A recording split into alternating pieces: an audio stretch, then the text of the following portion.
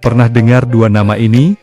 Oholah dan Oholiba. Nama mereka jarang dibahas, tidak populer di mimbar. Tapi kisah mereka ada di Yehezkiel pasal 23. Dan gaya penuturan Alkitab di pasal itu tidak seperti pasal lain. Bahasanya belak-belakan, keras, tidak disaring dan sengaja dibuat tajam untuk mengguncang cara pandang pembaca.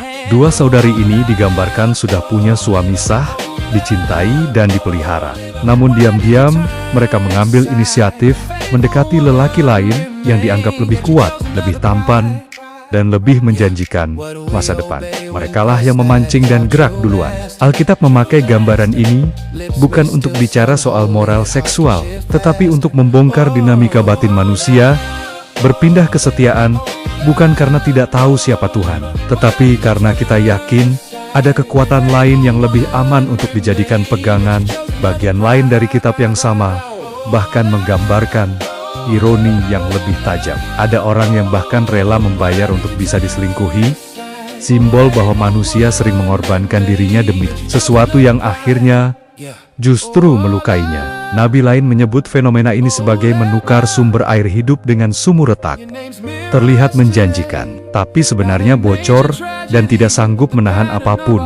Yesus merumuskannya dalam satu kalimat logis, tidak mungkin mengabdi kepada dua tuan. Bukan karena Tuhan tidak mau berbagi, tetapi karena struktur jiwa manusia sendiri tidak mampu memiliki dua pusat kendali. Pada akhirnya, salah satunya akan menang, dan yang lain akan dikorbankan, entah disadari atau tidak. Di titik itulah, istilah perzinahan rohani menjadi sangat tajam karena yang dilukai bukan aturan, melainkan hubungan yang lebih dulu mengikat kita. Dan itulah alasan Alkitab tidak memakai kata melenceng, tetapi memakai istilah yang menohok.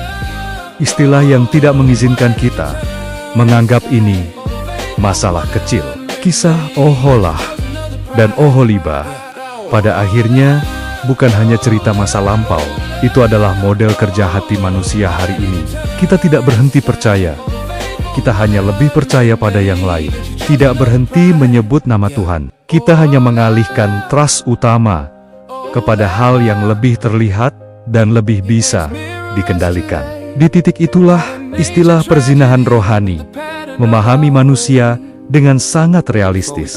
Yang paling kita dengar saat mengambil keputusan, yang paling kita takut kehilangan, yang paling kita dahulukan ketika hidup menekan. Itulah Tuhan yang sebenarnya. Dan dalam bahasa Alkitab, perpindahan itu tidak pernah dinamai opsi hidup, tetapi dinamai